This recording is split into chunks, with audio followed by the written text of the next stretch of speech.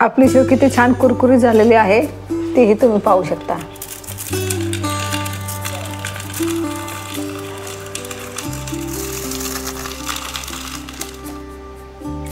आज आपण कुरकुरीत तिखट शेव कशी बनवायची आहे हे पाहणार आहोत। ही शेव बराच काळ कुरकुरीत राहण्यासाठी काही टिप्स मी सांगणार आहे, तर रेसिपी शेवटपर्यंत नक्की पहा।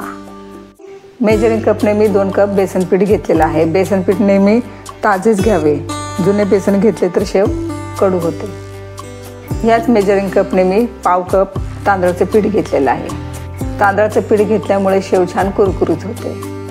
10-12 मी लसूण पाकळ्या घेतलेला आहे। 1 चमचा मी ओवा घेतलेला आहे। 1 चमचा मी जिरं घेतलेला आहे।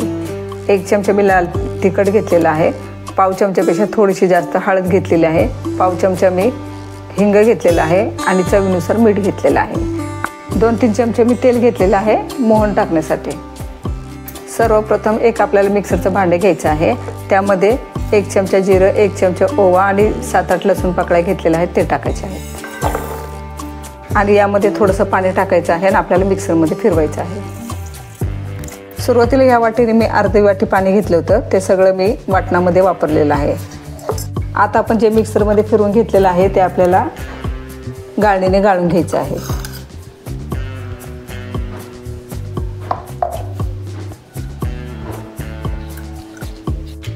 गाळणीच्या सहाय्याने छान गाळून घ्यायचं आहे। चांगलं गाळून झालेलं आहे आपलं, उरलेलंच होता। हवा असेल तर तुम्ही एखाद्या भाजीतही वापरू शकता किंवा फेकूनही देऊ शकता। एक परत घेतलेली आहे मी आणि पीठ चाळायची चाळण घेतलेली आहे। त्यामध्ये आपल्याला 2 कप बेसन टाकायचं आहे। इथे मी 2 कप बेसन घेतलेलं आहे। आता ते चांगलं चाळून घ्यायचं आहे आपल्याला। पाऊण कप मी तांदळाचं पीठ घेतलेलं आहे, तेही आपल्याला चाळून घ्यायचं आहे। तांदळाचं पीठ टाकल्यामुळे शेव छान आपली कुरकुरीत होते। तुमच्याकडे जर का तांदळाचं पीठ नसेल तर तुम्ही साबुदाण्याचं पीठही घेऊ शकता। बेसन पीठ आणि तांदळाचं पीठ छान मिक्स करून घ्यायचं आहे। दोन्ही पीठ छान मिक्स करून घेतलेलं आहे आपण। आता आपण कडकडीत तेलाचं मोहन घालूया। सुरुवातीला आपल्याला चमच्याच्या सहाय्यानेच मिक्स करून घ्यायचं आहे, कारण आपलं तेल गरम आहे। गरम तेलाचे मोहन घातल्यामुळे शेव छान आपली कुरकुरीत होते। आता हे कोमट झालेलं आहे, हे सर्व पीठ काढून घेऊया चमच्याचं। आता हे मोहन सर्व पिठाला चांगलं चोळून घेऊया। 1 चमचा लाल तिखट टाकलेलं आहे मी, चवीनुसार मीठ घेतलेलं आहे। पाव चमचा हिंग घेतलेला आहे आणि पाव चमच्यापेक्षा थोडीशी हळद घेतलेली आहे। हळदीमुळे आपल्या शेवेला रंग छान येतो आणि लाल तिखटमुळे चव छान येते। आता हे सर्व जिन्नस आपण मिक्स करूया। सर्व मसाले आपण टाकून घेतलेले आहेत। आता हे छान आपल्याला मिक्स करून घ्यायचं आहे। ओवा, जिरं आणि लसूणचं पाणी आपल्याला यामध्ये घालून घ्यायचं आहे। ओवा टाकल्यामुळे शेव पचायला हलकी आणि छान चवदार बनते। आता हे थोडं थोडं करून टाकायचं आहे। पीठ मळून घ्यायचं आहे आपल्याला। ओव्याचं आणि लसूणचं पाणी मी टाकून झालेलं आहे। आता हे साधं पाणी घेतलेलं आहे ते टाकत आहे मी। ते मी अर्धी वाटी घेतलेलं आहे साधं पाणी। पीठ आपल्याला जास्त घट्टही मळायचं नाही आणि जास्त सैलसरही मळायचं नाही, या पद्धतीने असं मळून घ्यायचं आहे। पीठ या पद्धतीने मळून घेतल्यामुळे शेव छान पडते।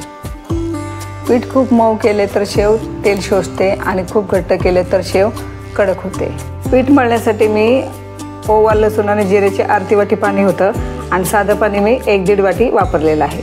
शेव बनवायचा मी साचा घेतलेला आहे, त्याला आतमधून असं तेल लावून घ्यायचं आहे आणि ही 2 नंबरची मी थाळी घेतलेली आहे, त्यालाही थोडंसं तेल लावून घ्यायचं आहे।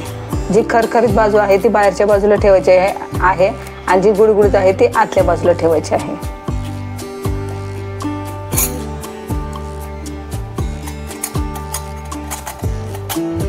आता हे तयार मिश्रण आपल्याला साच्यामध्ये टाकायचं आहे।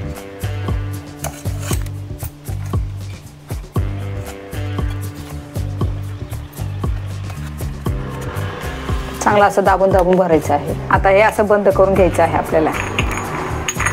तेल गरम करून घेतलेलं आहे मी, ते परफेक्ट गरम झालेलं आहे की नाही थोडासा मिश्रणातला गोळा टाकायचा आहे त्यामध्ये आपल्याला।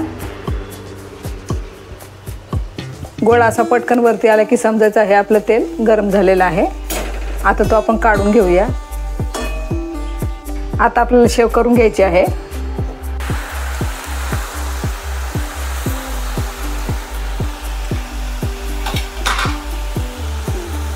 त्याला सुरुवातीला मध्यम गॅसवरती तळून घ्यायची आहे। एकाच बाजूला शेव पाडायची नाही, सर्वीकडे पाडायची आहे। शेव लगेच पलटी करायची घाई करायची नाहीये। 10 ते 15 सेकंदासाठी दोन्ही बाजूने तळून घ्यायची आहे। आता हिला पलटी करून घ्यायची आहे आपल्याला। शेव थोडीशी अशी कडक झाल्यानंतर थोडी अशी दाबायची आहे। आता आपण काढून घेऊया।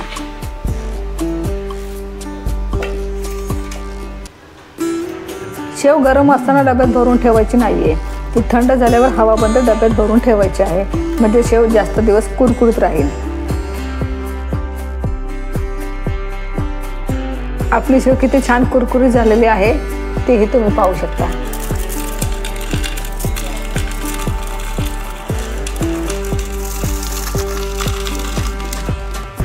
अशाच नवनवीन रेसिपी पाहण्यासाठी माझ्या चॅनलला लाईक करा, शेअर करा, सबस्क्राईब करा। पुन्हा भेटूया एका नवीन रेसिपी सोबत। तोपर्यंत पौष्टिक खा आणि मस्त रहा। धन्यवाद।